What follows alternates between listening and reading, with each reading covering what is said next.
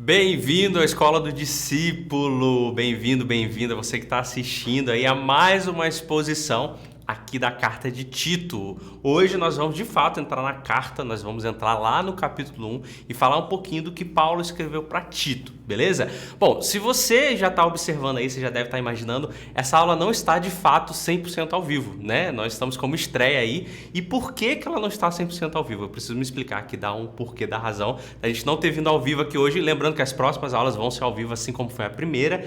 Inclusive, se você, antes de eu explicar por que a gente não está ao vivo, deixa eu falar para você que ainda não assistiu a primeira aula. Eu quero falar para você a sexta sola. Você conhece o Breda, a sexta sola? Qual que é a primeira? As 5 solas, fala aí. Aqui, ó. Lê aqui, ó. Sola fide, sola gratia, escritura, Cristo e a glória. E a sexta sola é a solamento. Se você não assistiu a última aula, só lamento para você. Mentira, você pode assistir, a gravação está lá. Vai lá, assiste a introdução. Logo depois de terminar essa, você pode assistir lá. Ou se você quiser ir assistir, depois assistir a gravação dessa, não tem problema. A primeira aula, a gente falou sobre a questão do contexto da época em que Paulo escreve a carta para Tito. Fala da ilha de Creta, que Paulo estava fazendo uma viagem, e aí ele passou por Creta, a ilha, deixou Tito lá. Tito ficou naquele local seguindo algumas instruções que Paulo tinha, e aí Paulo seguiu viagem, e no meio da sua viagem, quando ele chega lá na Macedônia, lá em cima, ele escreve essa carta a Tito, dando as instruções, complementando as instruções, algumas que ele já tinha deixado, inclusive ele vai falar na carta isso. Então a gente fala um pouquinho do contexto de Creta e fala como era a cultura de Creta. Por que era tão importante que Tito estivesse lá? Por que era importante Tito focar na liderança da igreja?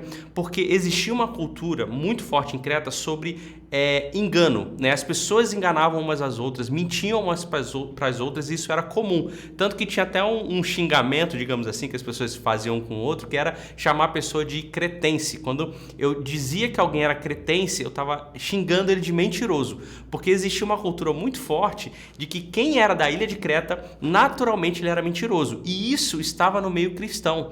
Quem era cristão e vivia lá como cristão, já tinha se convertido ao cristianismo na época, tinha uma vida mentirosa. Ou seja, a pessoa, ela se dizia uma coisa, mas a vida dela, o estilo de vida dela era completamente diferente. Mas vamos lá, por que essa aula não está gravada?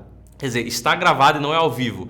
Hoje é aniversário da minha esposa e eu não poderia estar aqui ao vivo, senão... Lembra que eu falei da última aula? A minha esposa é baiana, o pessoal sabe, né? Tem aquele estigma de que baiano é preguiçoso, carioca é malandro, mas não é isso, é que baiano é sim arretado. Você deve conhecer essa palavra, e eu não poderia estar aqui ao vivo dando essa aula por uma boa razão, então vocês vão me perdoar aí. Por uma boa razão não estou ao vivo, mas a gente gravou essa aula para estar aqui com você. Lembrando que isso não desvaloriza o fato de ser uma aula ao vivo. Eu quero que você aí considere que nós estamos ao vivo. É claro que eu não vou poder interagir com o chat com vocês, mas depois interajam com o chat, porque depois eu vou ler o chat, vou ler os comentários como eu li na última aula. Foi muito legal ver o feedback de vocês aí. Então lembrando que é uma aula, então abre mão aí do celular, fecha a aba, deixa de lado. Se você conseguir botar na televisão, é melhor para você assistir, para você ter uma experiência melhor com o que a gente vai passar aqui. E vai para um lugar silencioso, põe o fone, enfim. Vamos supor que de fato estamos aqui numa sala de aula e eu quero ouvir vocês. Então não deixe de comentar aqui nos comentários do lado só porque não é gravado, tá bom? Porque depois eu vou ler e vou responder vocês. Então vamos lá. A gente vai iniciar essa aula lá no primeiro capítulo, né? Você já tem um contexto, o pano de fundo da situação que a gente está vivendo, e lá no primeiro capítulo, quando a gente começa a ler, quando a gente inicia a leitura, a gente vê Paulo dando, até botei um título aí engraçado, né? A carteirada que Paulo dá. Então Paulo tinha esse costume, não eram em todas as cartas ou epístolas que ele escreve para as igrejas, mas ele tinha esse costume de iniciar as cartas que ele escrevia falando quem ele era, por vários motivos. Um dos motivos era porque algumas pessoas não conheciam ele, outro motivo era que algumas pessoas questionavam o apostolado de Paulo. Então ele sempre, a maioria das cartas que a gente vai ver, ele sempre inicia falando sobre quem ele era, né, para gerar essa autoridade. Então é como se ele estivesse dando uma carteirada mesmo. Ele pega, né, como se fosse uma pessoa que tem ali uma autoridade e aquelas pessoas não estão reconhecendo, ele tem que tirar a carteirinha para provar. Então Paulo, ele faz isso e inicia essa carta, porque a gente viu lá na primeira aula que essa carta ela não era exclusivamente para Tito, pessoalmente, era para Tito, mas também tinha ali o objetivo de alcançar a liderança que existia na ilha de Creta. E ele inicia assim, lá no versículo 1: Paulo, servo de Deus e apóstolo de Jesus Cristo, para levar os eleitos de Deus à fé e ao conhecimento da verdade que conduz à piedade.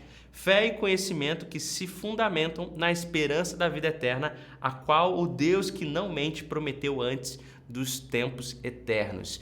Paulo ele inicia essa carta, ele inicia aí no capítulo 1, no versículo 1 e 2, falando um pouquinho de quem ele era. E o interessante é que existem duas observações. Eu vou falar de algumas curiosidades e pode ser que em alguns momentos ali, em algumas frases, a gente se prolongue um pouco mais, porque existe talvez alguma profundidade, algumas riquezas ali que a gente precisa se aprofundar. Mas nesse início, Paulo basicamente ele fala das suas credenciais, quem ele é. E aí ele fala de dois pontos, né? Ele fala sobre que ele era mestre, e depois ele fala que ele era servo. Então ele fala que ele era apóstolo, mas que ele fala que ele era submisso a Deus. Então ele fala, ó, essa é a minha autoridade, eu sou apóstolo, mas eu sou escravo de Cristo. Então ele inicia nesses dois contrapontos aí logo no versículo.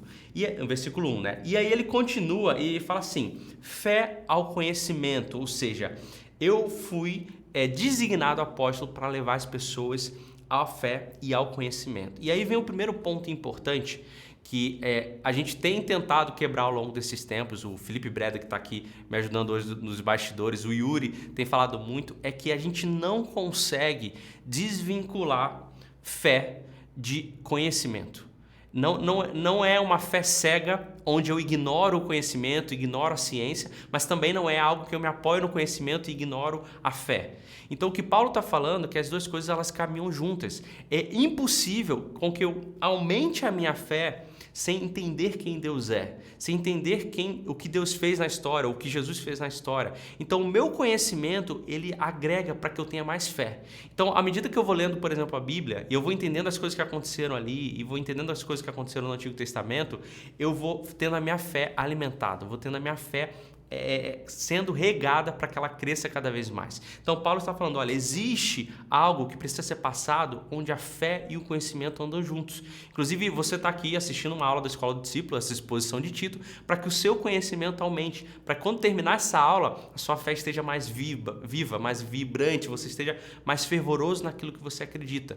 Então é a gente olhando para a ciência, olhando para o conhecimento, olhando para a razão e também olhando para a fé, olhando para aquilo que Cristo fez e acreditando naquilo baseado no nosso conhecimento. E assim, é muito difícil porque eu não sei se exatamente existe uma divisão exata onde eu falo, aqui termina o conhecimento, aqui começa a minha fé. As coisas elas são entrelaçadas, elas caminham juntos. E Paulo está falando, olha, eu estou aqui para levar as pessoas para a fé e para o conhecimento. E aí ele continua e ele fala assim: fé e conhecimento que se fundamentam na esperança da vida eterna. Antes disso ele fala, fé que conduz à piedade. Isso é que é um ponto importante. Paulo ele já começa escrevendo essa carta falando sobre isso, que ele fala, olha, você que tem fé e tem conhecimento, e essas duas coisas caminham juntas, isso precisa ser colocado em prática.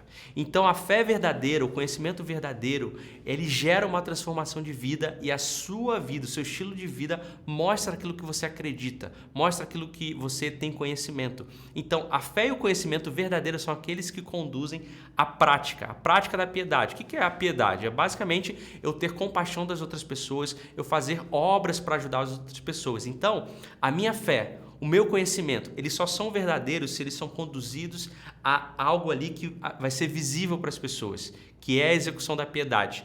Então ele fala, Paulo, ó, isso que eu quero mostrar para vocês, a fé e o conhecimento, eles precisam ser levados a pessoa executar alguma coisa, ou seja, as boas obras. Então ele já inicia essa carta falando sobre isso, porque depois, ainda nesse capítulo, ele vai falar bastante sobre isso. Vocês lembram que o contexto da ilha de Creta era um contexto onde eu falo, mas eu não faço aquilo que eu falo. Então eu digo que eu sou cristão, eu digo que eu sou piedoso, eu digo que eu amo as pessoas, mas a minha vida demonstra completamente o oposto. Então ele fala, olha, a fé, o conhecimento, eles precisam conduzir a pessoa a ações que provem aquilo que ele diz que acredita. E aí ele começa falando que tudo isso tem algo que está sustentando isso. Isso tudo, a fé e o conhecimento, eles estão sendo sustentados por algo, que é o quê? Que é a esperança da vida eterna. Então Paulo ele fala assim, olha, a fé, o conhecimento, isso que a palavra gera na vida das outras pessoas, leva a uma ação de ser piedoso. E isso tudo, tanto a fé e o conhecimento que são gerados e a ação, eles estão fundamentados na vida eterna, ou seja, aquilo que Deus falou pra gente, aquilo que é a nossa promessa, aquilo que Deus nos prometeu e Ele vai cumprir, é isso que fundamenta todas essas coisas. Então, a minha boa obra, ela não é uma boa obra vazia. Ou a minha fé e o meu conhecimento, eles não estão sustentados só naquilo que eu estou vendo, naquilo que eu estou sentindo, mas ele é sustentado em algo que Deus prometeu. E ele completa isso, ele fala assim, ó, o qual Deus que não mente prometeu antes dos fins dos tempos. Então, o Deus que não mente, e ele faz questão de escrever isso, porque ele poderia falar, Deus prometeu antes dos tempos eternos. Ele poderia só falar isso. Ele falou, não, o Deus que não mente. Então nós estamos debaixo de uma promessa de alguém que nunca mentiria sobre isso.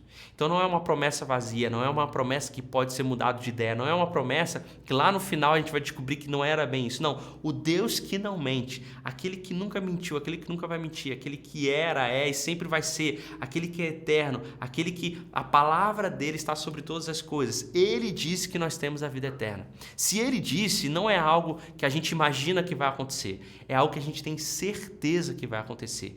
E por eu ter certeza que existe a vida eterna, tudo que eu faço está fundamentado sobre isso. Essa é a minha esperança. Então, repara só, que não é algo que eu faço para obter a vida eterna.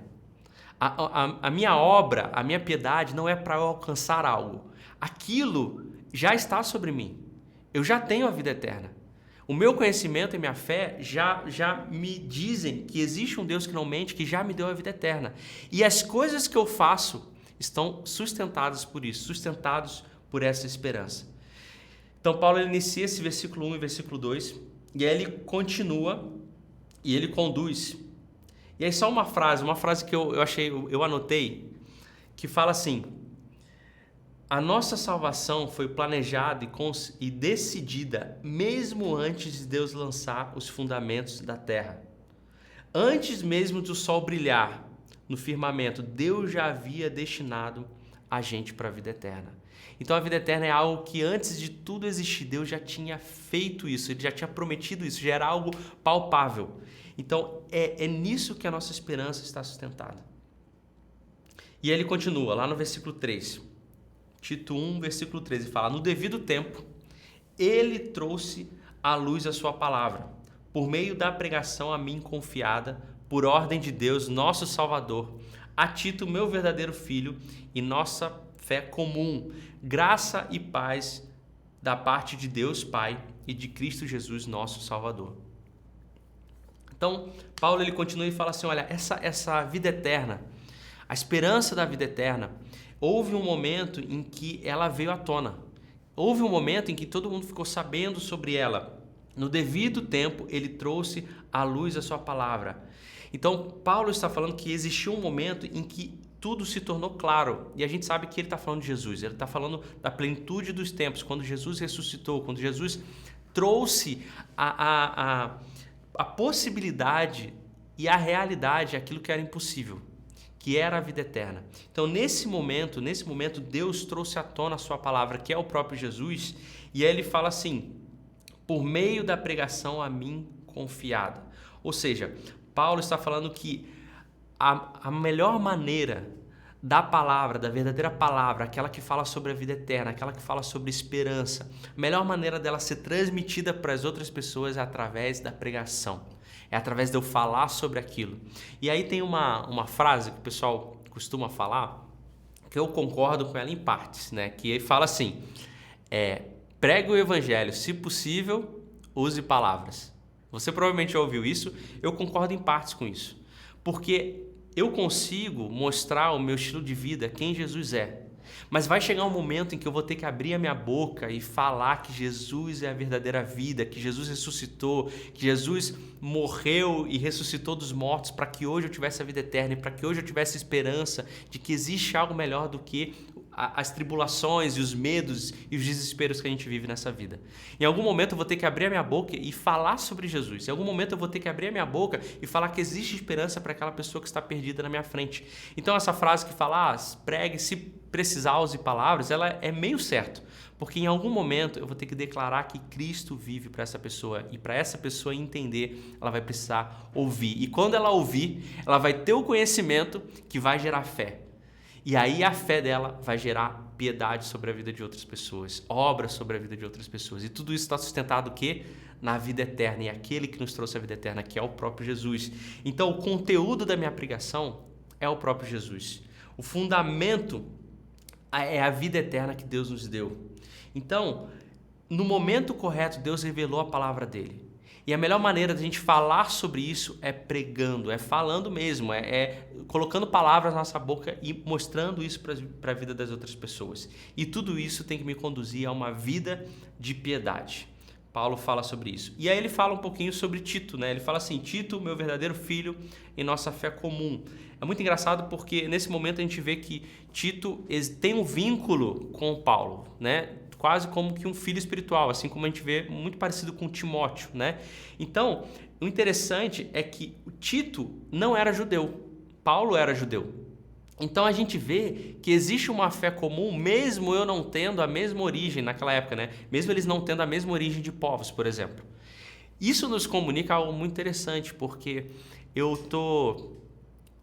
se eu tô com a pessoa que está ao meu lado na igreja e existe diferenças entre nós, seja a diferença de cultura da família dela, de onde ela nasceu, talvez até a denominação que ela nasceu, talvez ela veio de uma igreja que é um pouco mais pentecostal ou um pouco mais tradicional, mas se existe algo que nos une é a nossa fé, da gente crer na mesma coisa. E isso não pode ter barreira entre nós e nós podemos nos tornar família, mesmo tendo histórias diferentes, tendo origens diferentes, tendo culturas diferentes. Porque o que nos une é a nossa fé.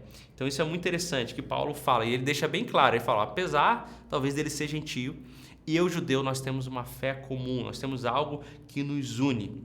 E aí ele fala, graça e paz da parte de Deus, de nosso Cristo Jesus. Ou seja, ele está falando, dando a famosa graça e paz do Senhor, ou seja, a origem da paz vem do nosso próprio Senhor Jesus Cristo, né?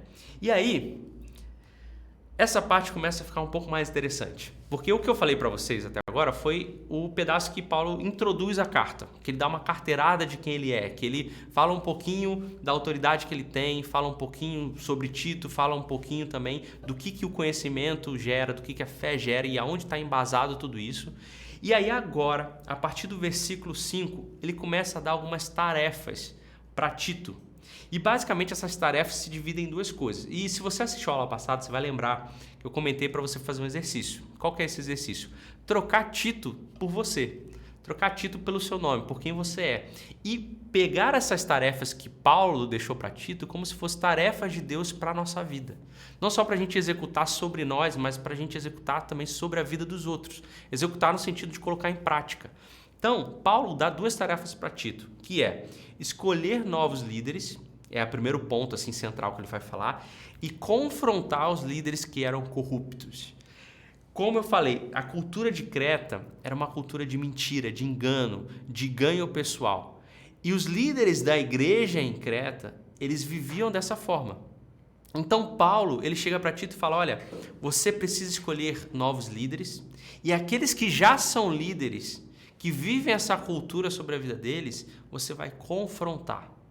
Então nós pessoas que fazemos parte de uma comunidade de fé, que tem uma igreja, que tem líderes sobre nós podemos sim e devemos confrontar aqueles líderes nos quais nós conseguimos ver que não existe princípios cristãos sobre ele. Então assim como Tito naquela época e assim como hoje nós podemos fazer isso, Paulo nos dá alguns pontos, algumas coisas práticas que nós precisamos fazer que vão nos ajudar a identificar quem são os líderes corruptos e a confrontar esses líderes corruptos da maneira correta. Isso é muito importante, tá? Vamos lá, ele começa a falar assim, lá no versículo 5, tá? É bem grande essa parte, mas depois eu vou quebrar pegando ponto a ponto, tá? Ele fala assim, a razão de tê-lo deixado em Creta foi para que você pudesse, em ordem, isso é muito importante, em ordem, o que ainda faltava, pusesse em ordem o que ainda faltava e constituísse presbítero em cada cidade, como eu o instruí. Ou seja, Paulo já deixou ele em Creta com uma instrução e agora ele está reforçando essa instrução na carta. É preciso que o presbítero seja irrepreensível, marido de uma só mulher e tenha filhos crentes que não sejam acusados de libertinagem ou de insubmissão. Por ser encarregado da obra de Deus, é necessário que o bispo seja irrepreensível, não orgulhoso, não briguento, não apegado ao vinho, não violento, nem ávido por lucro, desonestos. Ó, calma aí que agora a gente vai entender um pouquinho desses pontos que Paulo está falando. O que ele está falando aqui? Ele está falando dos novos líderes.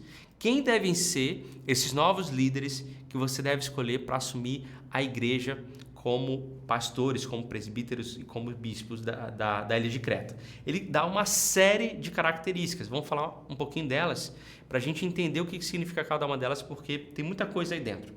A primeira palavra que ele utiliza é a palavra irrepreensível. E aí, quando eu escutei essa palavra pela primeira vez, né, lá no meu início de caminhada cristã, quando eu comecei a ter o conhecimento, né, das coisas, comecei a estudar um pouco mais, eu achava que a pessoa irrepreensível era aquela pessoa, tipo, quase que santo, sabe? Aquela pessoa que, se ela caminhasse por uma piscina, capaz dela andar sobre ela, ou qualquer coisa desse tipo.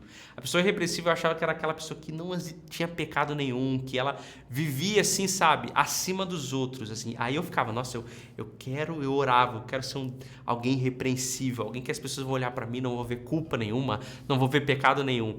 Mas não é exatamente isso, porque quando a gente começa a pensar assim, se torna uma coisa muito inalcançável, porque é impossível a gente ser alguém assim, é impossível qualquer pessoa ser assim. Mas a palavra irrepreensível, ela quer dizer não alguém que não tem pecado, não alguém que não erra, mas alguém que, como se tivesse, não tem culpa no cartório. Ela pode até errar, mas ela vai e pede perdão, vai e se resolve com as pessoas. Então, basicamente, a pessoa que é irrepreensível é aquela que está tudo resolvido. É aquela pessoa que não tem culpa, é aquela pessoa que não pode acusar de algo que ela não terminou, entende? Eu tive problema com alguém e aí eu briguei com essa pessoa e isso não ficou resolvido. Se isso não ficou resolvido, algo não está terminado ali. A pessoa irrepreensível é aquela pessoa que vai até o final, até aquela questão ser resolvida. É a pessoa que não tem culpa, não é que não tem pecado ou que não erra. Então, quando ele fala que o líder ele tem que ser irrepreensível, ele tem que ser aquela pessoa que, se você olhar o histórico dela, meio que ela já se resolveu. Já está tudo limpo ali, já foi tudo dado check.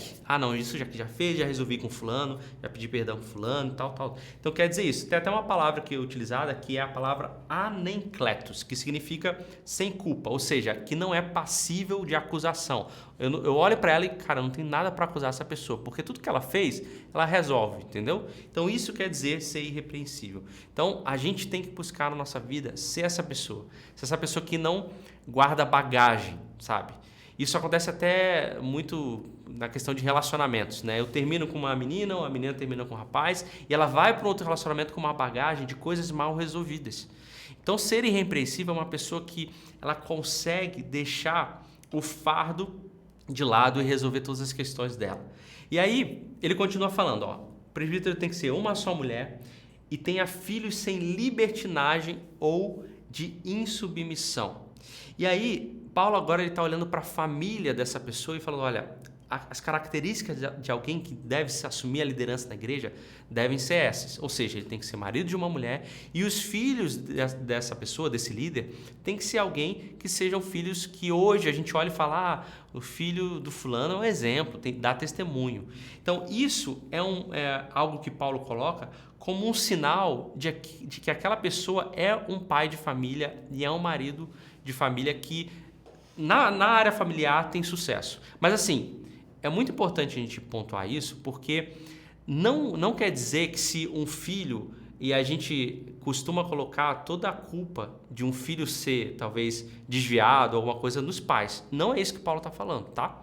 Mas Paulo está falando de que filhos que decidiram ser filhos cristãos, que seguiram os caminhos do Senhor, eles têm que ter essas características. E ele usa essa palavra libertinagem e submissão. É muito interessante que essa é a mesma palavra utilizada para o filho pródigo. Você conhece a história do filho pródigo que chegou para o pai, pediu o dinheiro da herança dele e foi gastar nos prazeres lá e perdeu tudo. Essa mesma palavra libertinagem é essa palavra utilizada para o filho pródigo, ou seja, os filhos desse presbítero, eles não têm que ser pessoas que pegam as riquezas que eles têm, o dinheiro que ele tem e gastam nos prazeres desse mundo. É um gastador extravagante, isso significa essa palavra. A palavra é osotia, tá?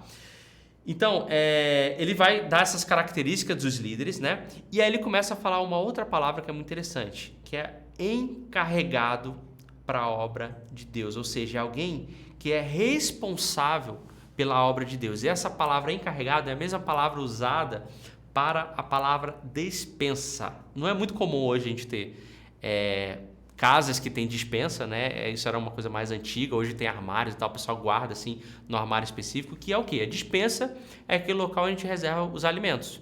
O local onde a gente faz compras, guarda os alimentos, vai usar, chega lá e pega o alimento.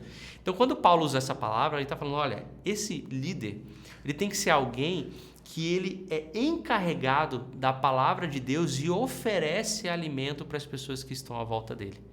Então, o líder tem que ser alguém que é mestre na palavra.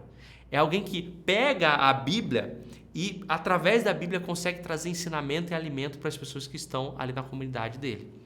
Então, é muito importante que hoje os líderes eles tenham uma função de ser ali, basicamente, a pessoa responsável por compartilhar palavras onde aquelas pessoas que estão ali vão ser impactadas. Tá? Não é uma função exclusiva do líder, tá? Mas ele tem que ser essa pessoa que tem essa característica, beleza?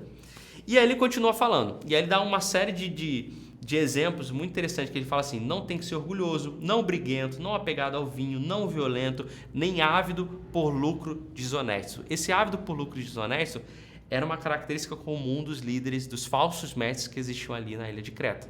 Depois a gente vai ver as características deles e a gente vai ver que eles focavam como objetivo conseguir lucrar a partir da vida das outras pessoas. Então ele fala, olha, o líder, o pastor, o presbítero, ele não pode ter essa característica, ele tem que estar livre disso, tá? E assim, lembra que eu falei na primeira aula, o pessoal que estava assistindo, que vai ter horas que Paulo vai dar uma lista que não tem muito segredo ali. O que é não ser orgulhoso? É não ser orgulhoso. Não tem muito que ser orgulhoso quer dizer, não, é não ser orgulhoso. Ou seja, ele não satisfaz a si mesmo, ele não se exalta acima de outras pessoas. Não briguento, e aí a palavra literalmente aqui quer dizer que a pessoa não pode ser pavio curto.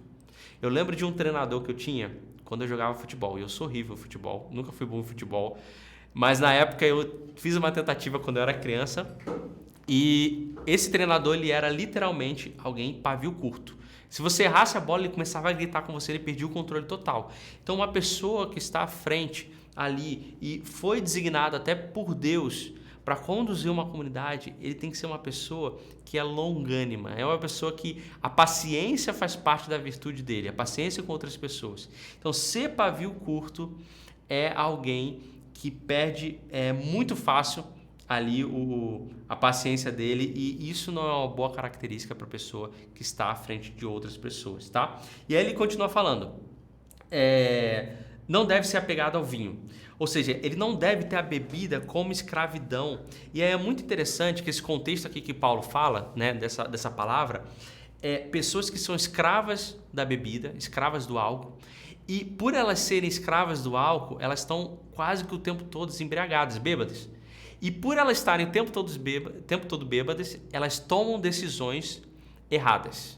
Esse é o contexto que Paulo está querendo dizer aqui. O líder, a pessoa que está ali sendo pastor e presbítero, ela não pode ser uma pessoa onde ser escravo do álcool está presente na vida dela. Aí o que acontece? Quando ela for tomar decisões, ela vai tomar decisões como se estivesse bêbado, porque ela vai estar bêbado de fato. Então isso quer dizer. E aí ele continua falando, nem ávido por lucro desonesto. Ou seja, é uma pessoa que foca de fato em conseguir justificar tudo que ela faz para ganhar mais dinheiro. Então, os fins justificam os meios. Então, eu faço algo, mas o meu objetivo é ganhar mais dinheiro, então tá tudo bem eu fazer isso. Não tem problema eu passar a perna em outras pessoas. Não tem problema eu fazer campanhas que não vão trazer nada para aquela pessoa, mas eu vou conseguir o dinheiro dela. Não tem problema isso. E ele fala não violento, né? Ou seja, que não ameaça nem intimida as pessoas. Existem muitas pessoas que, por estarem num carro que até é um carro que visivelmente ali para o local que está, é um carro que é superior e ele utiliza disso como poder para ou manipular as pessoas ou intimidar as pessoas para que a vontade dessa pessoa seja feita, tá bom? E ele continua, lá no versículo 8, versículo 9, ele fala assim, é preciso, porém, que ele seja hospitaleiro, amigo do bem, sensato, justo, consagrado, tenha domínio próprio e apegue-se firmemente à mensagem fiel da maneira como foi designada, para que seja capaz de encorajar outros pela sã doutrina e de refutar os que se opõem a ela. Se antes Paulo falou sobre como a pessoa não deve ser, a partir desse momento ele fala como deve ser, como a pessoa deve ser. E um ponto importante aqui é que talvez você não seja líder. Não seja líder de um pequeno grupo, não seja líder de uma igreja, não seja pastor, mas você é líder de você mesmo. Pelo menos você é líder de você mesmo. E pelo menos você pode identificar quem será um bom líder para a sua comunidade de fé, para a sua igreja, para o seu pequeno grupo. Então, se você não está se identificando até aqui, porque, mas eu não sou líder de nada, não sou líder de pequeno grupo e tal, o que Deus quer te trazer hoje é que você precisa ser alguém assim, não porque você é líder de outras pessoas, mas porque você é líder da sua própria vida. E Deus quer que haja uma transformação viva sobre você. E ter uma transformação viva é seguir aquilo que a gente crê que são os princípios cristãos. E quais são eles? É não ser do jeito que a gente falou até agora e ser exatamente como Paulo falou agora. E o que significa isso? Tá? São três pontos. Né? Paulo ele vai trazer 3 qualidades que um líder ele tem que ter. Primeiro, na esfera de relação com as pessoas, como o líder deve se relacionar com outras pessoas, como você deve se relacionar com outras pessoas. O segundo ponto é como eu me relaciono comigo mesmo, como eu devo me relacionar comigo mesmo. E o terceiro ponto é como eu devo me relacionar com a igreja. Todas essas características desses 3 pontos, dessas 3 esferas, estão dentro dessa parte, no versículo 8 do versículo 9. Tá? E como um líder deve se relacionar com as pessoas, como você deve se relacionar com as pessoas. Primeira coisa, Paulo vai falar, você precisa ser hospitaleiro e amigo do bem. E, mais uma vez, não tem segredo aqui. O que é ser hospitaleiro? O que é ser alguém que é uma pessoa que é bom anfitriã, é a pessoa que recebe bem? Basicamente é levar pessoas para sua casa. Você tem que ser alguém que ama receber pessoas em casa. Você tem que ser alguém que, quando o pessoal tá saindo do culto, né? A gente faz isso aqui, né? O Felipe Breda. Então, sai do culto e aí vão para casa de quem e tal, não sei o quê. E aí, você tem que ser aquela pessoa que fala, opa, vamos embora para minha casa. Minha casa é pequena, não tem problema, tem pouca coisa. Não, mas vamos para lá, vamos estar juntos, que é importante, vamos conversar, vamos comer alguma coisa. Então, você precisa ser alguém assim. O seu líder, o seu pastor, você que é pastor, você que é líder, você precisa amar pessoas na sua casa. Eu lembro de algumas... a gente participou de uma conferência, não sei se tu vai lembrar qual que era ou quem que era a pessoa, mas ele falou que a casa dele, a conta de luz dele, vinha gigante, porque ele sempre estava recebendo pessoas, aí ligava o ar, ficava assim. Tinha um outro pastor também que falou que a porta dele sempre estava aberta, nunca estava trancada. Aí entrava todo tipo de pessoa também na sala dele lá. Mas eles contaram essas experiências. E aí teve até um desses pastores que falou que a conta vinha alta, porque sempre tinha alguém dormindo no quarto e tal. Ele falava que sempre que ele estava em casa, tinha alguém, às vezes, que ele nem conhecia. Mas por quê? Porque a casa dele estava sempre aberta para ele receber pessoas. Porque ele entendia que isso faz parte de uma característica de pessoas que amam outras pessoas. E amigo do bem, ou seja, aquela pessoa que sempre fala bem dos outros. Né, que sempre está falando bem. Eu lembro um dia, vou até honrar a vida aqui do Felipe Breder. A gente estava sentado aqui, tô enchendo o saco dele aqui, mas a gente estava sentado aqui, não estava na igreja, a gente estava em algum lugar, e aí a gente começou a falar bem de alguém, né? Eu acho que foi do Gustavo. A gente começou a falar bem do Gustavo, e aí o Felipe Breder falou, essas coisas a gente tem que falar para as pessoas. Aí ele pegou o celular assim na hora e mandou um áudio pro Gustavo. Falou, Gustavo, a gente tá falando de você aqui, mas não é mal não, cara. A gente tá falando bem da sua vida. Você é uma benção, não sei o que, não sei o que, não sei o que. E mandou um áudio para ele. Por quê? Porque a gente tava falando bem dele. Então, nós precisamos ser pessoas que falam bem de outras, né? Nós precisamos ser amigos do bem. E aí, o segundo ponto é quando Paulo, ele fala sobre como nós devemos nos relacionar conosco, com nós mesmos, né? Consigo mesmo, né? Ele fala, nós precisamos ser sensatos, justos, consagrados e ter domínio próprio. Esses são os pontos que Paulo fala. E mais uma vez, não tem segredo aqui. Ser sensato é principalmente você ter o domínio das suas paixões e desejos e não ir além da lei e da razão. É uma pessoa que quando está num momento onde ele sabe que se ele passar aquela linha, ele vai estar cometendo um pecado ou vai estar errando, não só necessariamente diante de Deus, mas diante da lei dos homens mesmo, sabe? Cometendo alguma infração, ele para. Mesmo que, mas eu estava com vontade de fazer isso, nossa, estava com muita vontade de fazer isso. A pessoa sensata é aquela que para nesse momento e olha e fala, mesmo que eu esteja com muita vontade de fazer isso, eu sei que isso é errado. Eu não vou prosseguir, eu não vou dar esse próximo passo. E ele fala, é justo, ou seja, não usa 2 pesos, 2 medidas. É alguém que olha para as situações e consegue fazer justiça ali, ou seja, ser justo diante daquilo que está acontecendo, não faz acepções de pessoas e é consagrado, né? A gente sabe, a expressão consagrado é alguém que disse para todos publicamente e vive uma vida onde a vida dele é uma vida dedicada a Deus. Não necessariamente dedicado às obras de Deus, onde ele passa 24 horas por dia da igreja, não. Mas tudo que ele faz, ele sabe que existe um propósito naquilo e Deus é glorificado naquilo que ele faz. Seja no serviço, no trabalho, na faculdade, seja onde ele for. E tenha domínio próprio. Mais uma vez, Paulo vai falar sobre isso, que é ter o controle completo de quem você é, né? Não ir além do que deveria, tá? Então isso é muito interessante. E aí tem até uma frase que eu coloquei aqui, ó. Aquele que domina a si mesmo é mais forte do que aquele que domina uma cidade. Então a pessoa que domina a si mesmo, até Tiago vai falar isso, né? Aquele que domina a sua língua é alguém que consegue ser mais poderoso que qualquer coisa. E ele vai falar o último ponto, que é a relação que nós devemos ter com a igreja.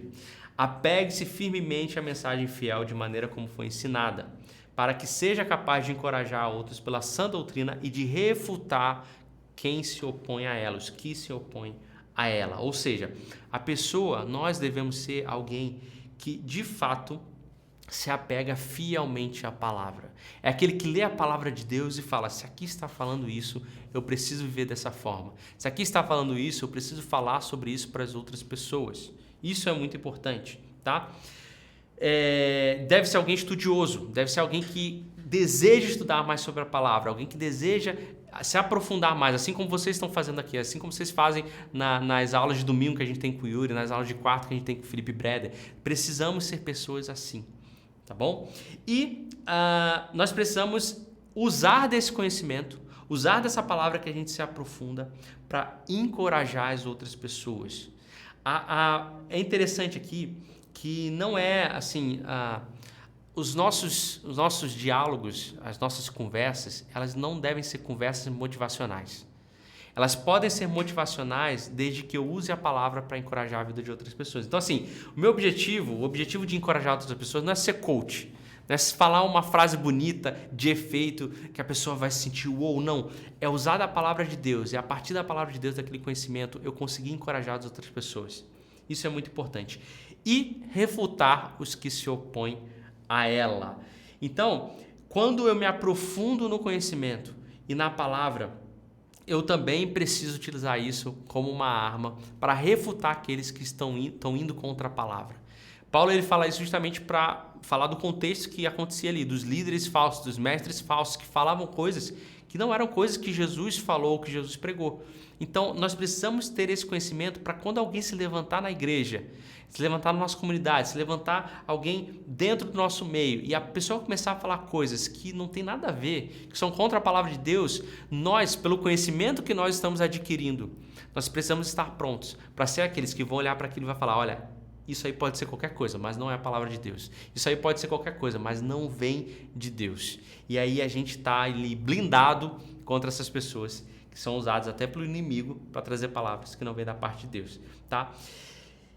Olha só, se a gente observar o que Paulo falou, as características dos líderes mencionados pelo apóstolo têm mais a ver com a sua vida do que com o seu desempenho. A vida do líder é a vida da sua liderança. A vida precede o ministério e é a sua base. Então você, agora eu quero falar especificamente para você que almeja ser pastor, que almeja ser líder de uma igreja, que almeja estar à frente de um grupo, ou você que já faz isso, os seus resultados não querem dizer nada diante de Deus, mas o seu caráter e a sua vida sim. Então, quando Paulo fala sobre a característica de um bom líder, de um bom pastor, de um bom presbítero, de um bom bispo, ele não está falando dos resultados que ele gera. Ele está falando se a pessoa pega um projeto e faz acontecer e aquilo traz ali resultado, todo mundo fala, uou, essa pessoa é muito boa nisso. Não, ele está falando de pessoas que vivem um estilo de vida cristão, que têm caráter, que vivem aquilo que pregam. Isso aí precede qualquer outra coisa. Precede seu ministério, vai além, vai além. Você rompe a barreira do ministério, da liderança, você rompe isso. Você vai além disso, você transcende isso quando você é alguém que vive aquilo que você prega segundo o que Cristo queria que a gente vivesse. Então isso é muito importante. Então a gente não pode cair no erro de olhar para líderes e pessoas que estão à frente e ver os resultados que eles estão gerando e achar que aquilo é fruto de uma pessoa de Deus. Isso pode ser fruto de uma pessoa de Deus, mas não deve ser o único meio de medir se aquela pessoa é de Deus ou não. Porque o que mede se aquela pessoa é de Deus ou não é eu ver a vida dela ali sendo refletida quem Jesus é. Através do caráter dela, através da forma como ela lida com outras pessoas, lida consigo mesmo e lida com a comunidade e com a família que essa pessoa está vivendo. E aí tem uma frase do Craig Groeschel. Craig Groeschel é um dos pastores que a gente tem hoje como referência na área de liderança. Ele tem um podcast sobre liderança, inclusive é o podcast sobre liderança mais ouvido do mundo. Ele é da Life Church, que inclusive é a igreja que fez aquele aplicativo da Bíblia que todo mundo tem, que é o Your Version. Todo mundo tem, que tem várias versões ali. A igreja dele que fez esse aplicativo, ele é super conhecido, e ele fala assim, como líderes, podemos ensinar o que sabemos, mas reproduzimos quem somos. Então não importa se eu sei muito sobre algo, ensino sobre aquilo. Eu vou reproduzir, de fato, quem eu sou como líder. Isso é muito importante. E aí, Paulo agora, ele muda de foco. Enquanto ele fala primeiro quem devem ser as pessoas que devem assumir liderança naquele local, ele muda e ele começa a falar agora quem são aqueles que nós vamos identificar como líderes corruptos, como os mestres falsos, como aquelas pessoas que nós devemos confrontar e não se deixar cegar por elas. Então, primeiro ele fala dos atributos dos verdadeiros mestres. E agora Paulo começa a falar das características dos falsos mestres. E é importante a gente saber sobre isso para que a gente não se deixe enganar. É muito importante a gente olhar para esses pontos. Ele vai lá no versículo 10, ele começa: pois há muitos insubordinados, presta atenção nessa palavra, insubordinados, que não passam de faladores enganadores, especialmente os do grupo da circuncisão. É necessário que eles sejam silenciados, pois estão arruinando famílias inteiras, ensinando coisas que não devem, e tudo por ganância. Um dos seus próprios profetas chegou a dizer: cretenses, sempre mentirosos, feras malignas, glutões preguiçosos. Como identificar um falso mestre ou um líder corrupto ou qualquer nome que você queira dar? Como que a gente identifica isso? Existem três pontos que Paulo cita aqui nesse versículo 10 e nesse versículo 12, 10 ao 12, que é identidade, influência e caráter. Paulo ele fala desses três pontos que são maneiras da gente identificar aquelas pessoas que estão ali por motivos de ganância e estão destruindo famílias. É assim que ele fala. Primeiro, sobre a identidade. A identidade de alguém que não deve ser um líder, é um falso mestre, um falso líder. Lembra que eu falei para prestar atenção nessa palavra insubordinado?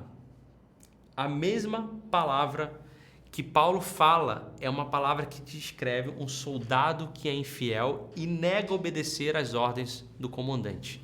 Sabe o soldado que está lá no meio da batalha e o comandante de guerra ele fala: faz isso, e aquela pessoa não faz, aquela pessoa não ouve ou ela faz algo contrário. Assim é um falso mestre, assim é um líder corrupto. É aquela pessoa que, mesmo que Deus fale algo, mesmo que outras pessoas falem algo, ela não ouve, Os falsos mestres falavam com palavras vazias e eram palavras que levavam diretamente ao erro. Então, esse grupo de falsos mestres que Paulo vai falar assim, especialmente os dos grupos da circuncisão, eles eram pessoas que eram judaizantes, provavelmente eram judeus que se converteram ao cristianismo. E essas pessoas, elas, assim como lá em Gálatas a gente vai ver também isso, elas diziam que para você alcançar a salvação através de Cristo, a graça só não era suficiente. Você precisava fazer algumas coisas para alcançar a salvação. Aí eles iam falar de circuncisão, iam falar sobre alguns aspectos que tinham relação com ritos, né, que existiam no Antigo Testamento. Então essas pessoas, elas pregavam sobre isso. E essas palavras não eram só vazias, não eram só coisas que não tinham valor, que não conduziam a nada, mas elas levavam as pessoas a executarem coisas que eram erradas. Então não era só algo que eu te falava e isso que eu estou te falando não tem valor. Não, além disso não ter valor, eu te conduzo a algo enganoso, a algo que você vai fazer que é errado. E aí o segundo ponto que Paulo vai falar é sobre a influência desses líderes. E aqui tem um aspecto muito triste, na verdade. Esses falsos líderes, e assim, eu vejo isso até de uma forma assim muito, muito triste, acontecendo hoje, de uma forma aos baldes, assim, que é o seguinte: são pessoas que elas não vão atrás de pessoas que não são cristãs. Elas vão diretamente quem é cristão, propositalmente, para enganar essa pessoa e levar essa pessoa ao erro.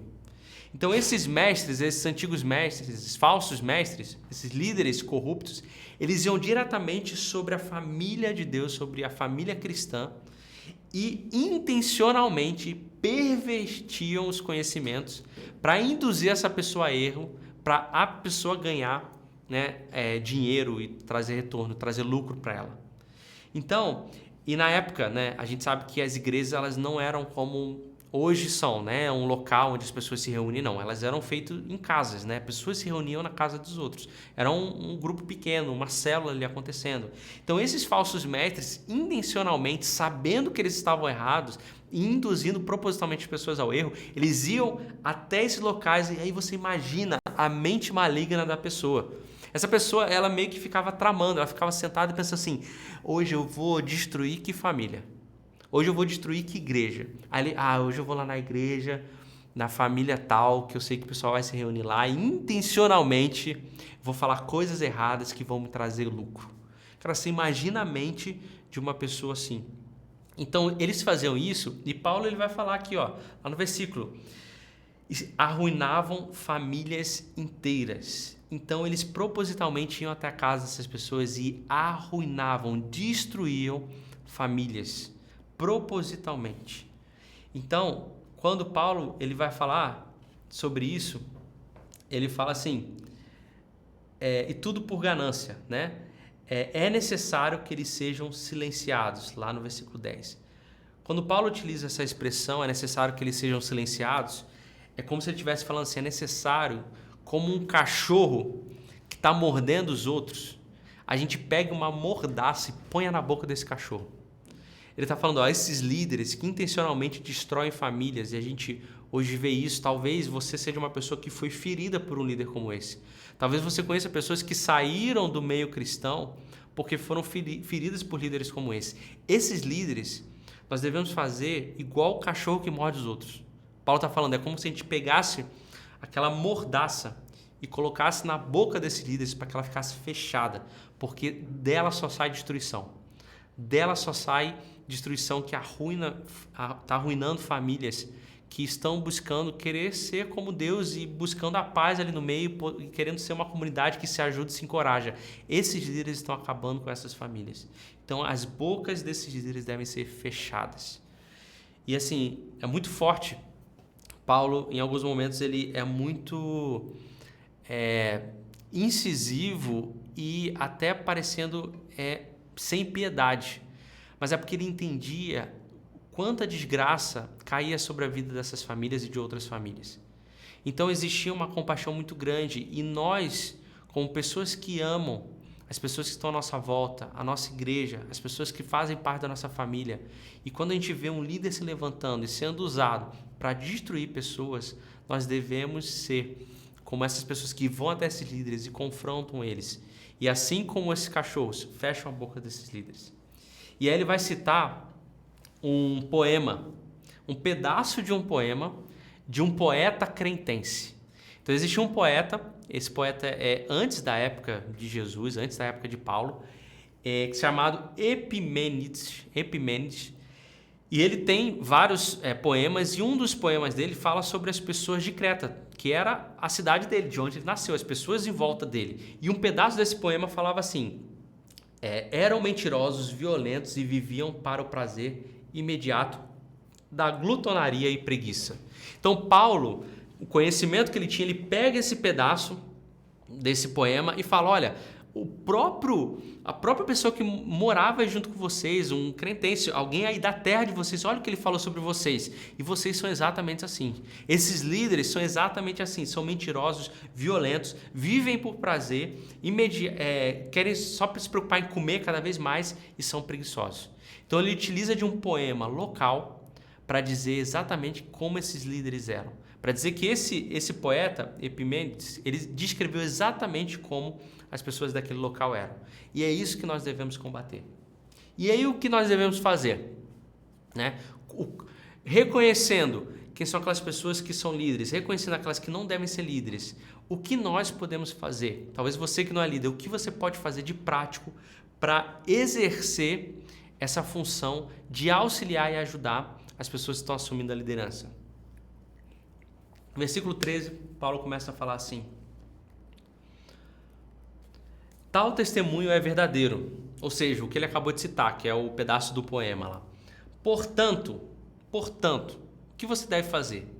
Por causa disso, por esses líderes serem assim, por esses desarruinarem famílias, ferirem pessoas, acabarem com igrejas, repreenda-os severamente. Não é só repreenda-os, né? Mas severamente, para que sejam sadios na fé e não deem atenção a lendas judaicas, nem a mandamentos de homens que rejeitam a verdade. Para os puros, todas as coisas são puras, mas para os impuros e descrentes, nada é puro. De fato, tanto a mente como a consciência deles estão corrompidas. Eles afirmam que conhecem a Deus, mas por seus atos o negam. São detestáveis, desobedientes e desqualificados para qualquer boa obra. Paulo finaliza esse capítulo 1 de uma maneira assim, muito forte. E esse final, são detestáveis, desobedientes, desqualificados para qualquer boa obra. Quando eu estava preparando essa aula, eu comecei a sondar o meu coração, eu comecei a orar a Deus, a perguntar para Deus, falar: Deus, será que eu me enquadro em algum aspecto disso aqui que foi falado? Porque o que isso quer dizer? Quando Paulo fala assim, são detestáveis, desobedientes, desqualificados a qualquer boa obra, Paulo está falando assim, olha, pessoas como essa, e quem são essas pessoas? São aquelas pessoas que não vivem segundo a conduta que devem viver, ou seja, que eles sabem como devem viver, têm conhecimento sobre Deus, mas não vivem assim. Eles são desqualificados. A primeira palavra que me chamou a atenção é a última, desqualificado.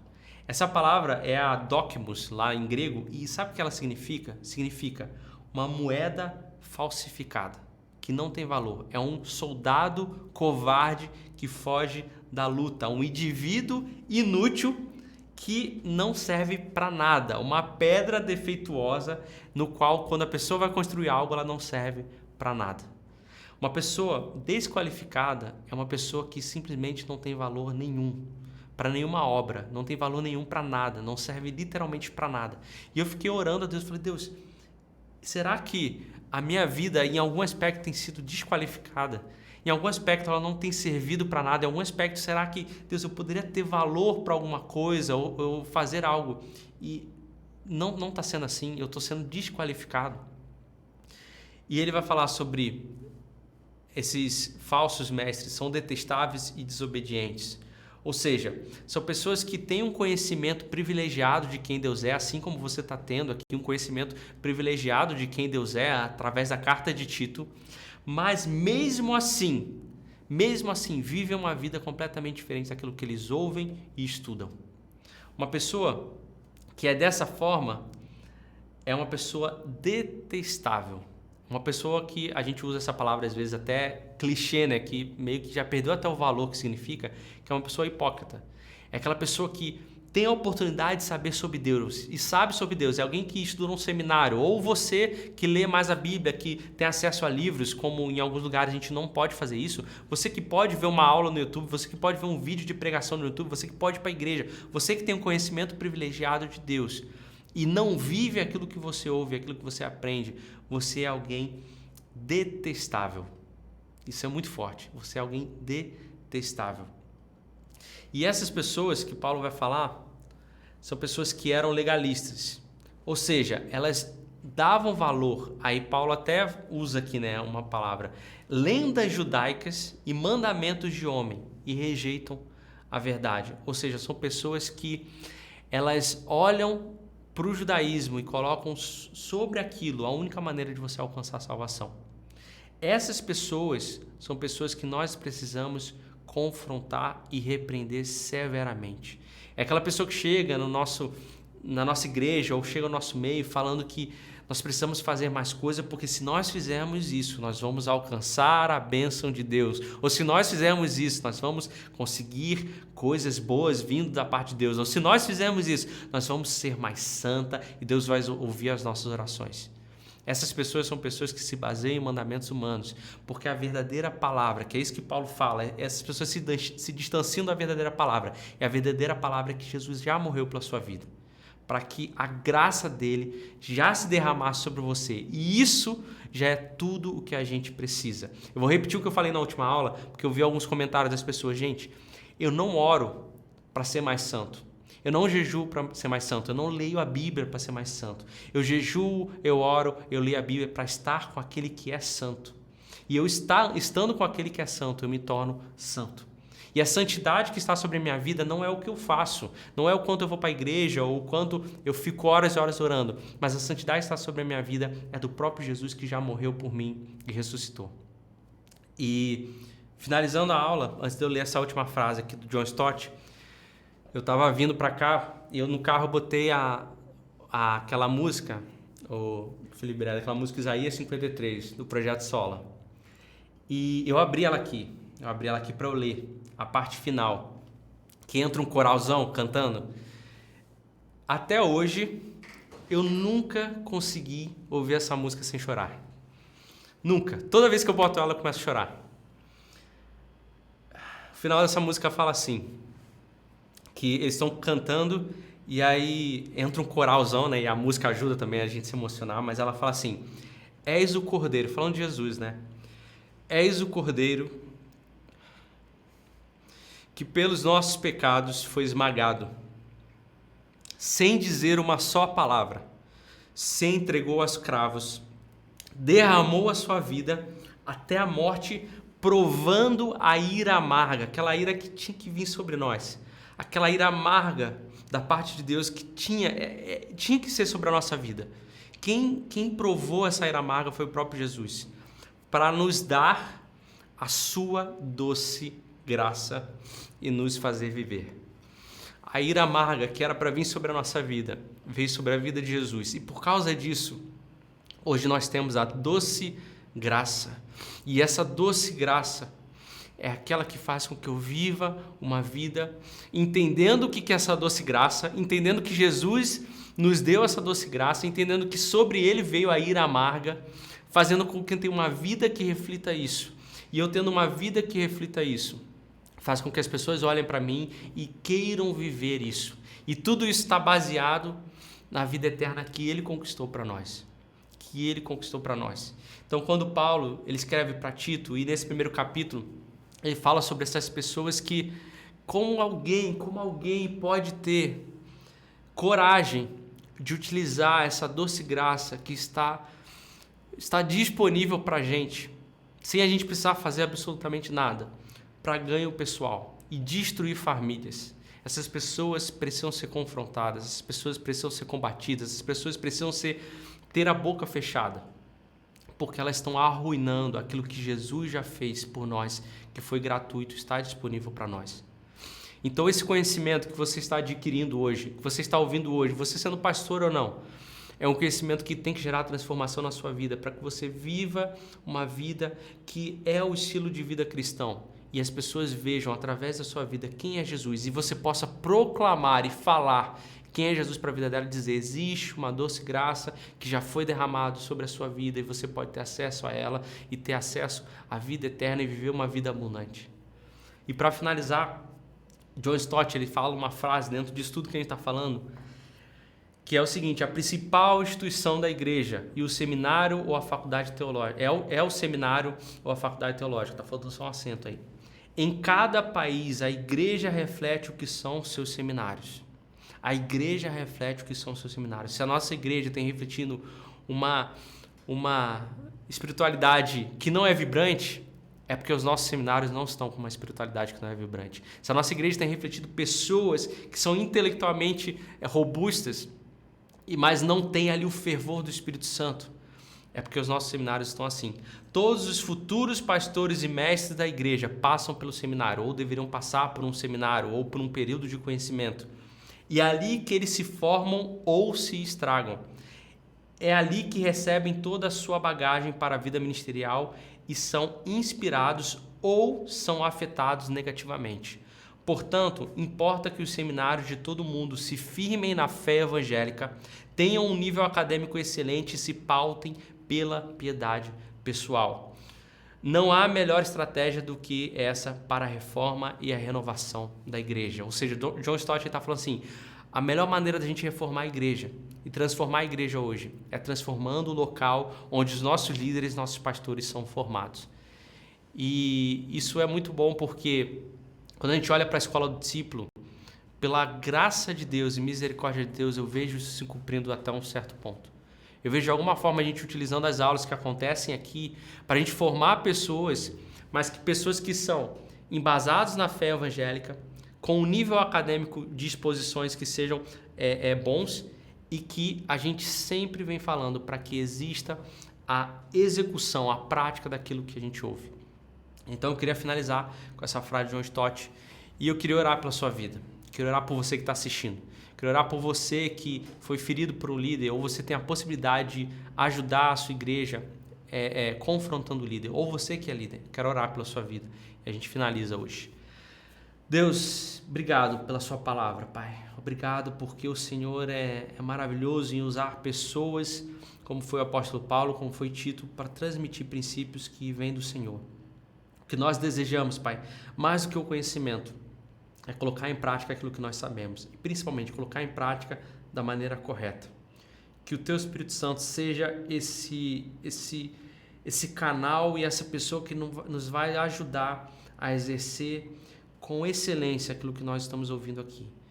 E os líderes que estão nos ouvindo, os pastores que estão nos ouvindo, aquelas pessoas que almejam cargos como esse, Deus, que o Senhor tenha misericórdia para que eles possam de fato ter sempre o Espírito debaixo da Tua vontade, sempre com o coração quebrantado pelo Senhor e principalmente fiéis à Tua palavra e piedosos, Pai, piedosos.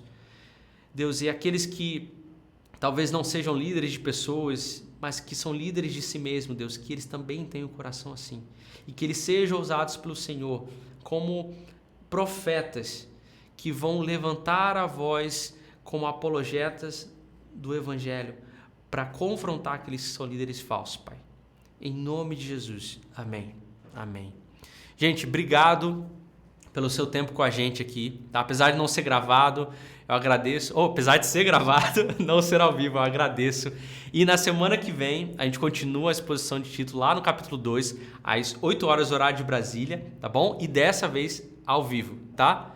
E quarta-feira a gente também tem aula normalmente com o Felipe Breder, às 8 horas horário de Brasília, e domingo também com o Yuri, que é sempre às 11 horas horário de Brasília também. Beleza? Ó, só uma coisa, não para na gravação não, ó. O que a gente fez na última aula do hashtag Eu Quero Mais gerou resultado, tanto que o Yuri mandou mensagem assustado pelo que aconteceu. E olha, o que eu posso dizer é que as vozes de vocês estão sendo ouvidas. Então continue a oração e a gente se vê na próxima aula, gente. Falou, até mais.